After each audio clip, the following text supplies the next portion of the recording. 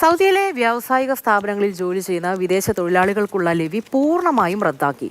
ഈ മാസം അവസാനത്തോടെ വ്യവസായ സ്ഥാപനങ്ങളിലെ തൊഴിലാളികൾക്ക് നിലവിൽ നൽകിയിരുന്ന ലെവി ആനുകൂല്യ സമയം അവസാനിക്കുന്നതിനിടയിലാണ് ഈ നടപടി.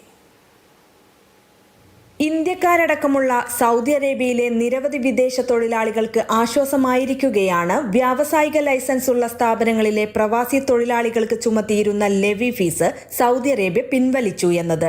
അതോടൊപ്പം വ്യവസായ സ്ഥാപനങ്ങൾക്ക് ഇത് ഏറെ ആശ്വാസം പകർന്നിട്ടുണ്ട്. കിരീടാവകാശിയും പ്രധാനമന്ത്രിയുമായ മുഹമ്മദ് ബിൻ സൽമാന്റെ അധ്യക്ഷതയിൽ ചേർന്ന മന്ത്രിസഭാ കൗൺസിലാണ് ലെവി പൂർണ്ണമായും റദ്ദാക്കിയ തീരുമാനം കൈക്കൊണ്ടത്. സാമ്പത്തിക വികസനകാര്യ കൗൺസിലിന്റെ ശുപാർശയുടെ അടിസ്ഥാനത്തിലാണ് പുതിയ തീരുമാനം.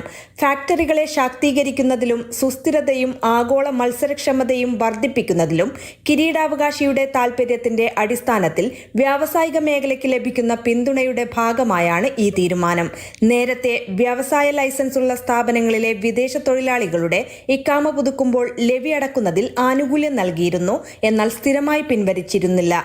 പുതിയ തീരുമാനം വന്നതോടെ ഇത്തരം സ്ഥാപനങ്ങൾ തൊഴിലാളികളുടെ ഇക്കാമ പുതുക്കുമ്പോൾ ലെവി തീരെ നൽകേണ്ടതില്ല.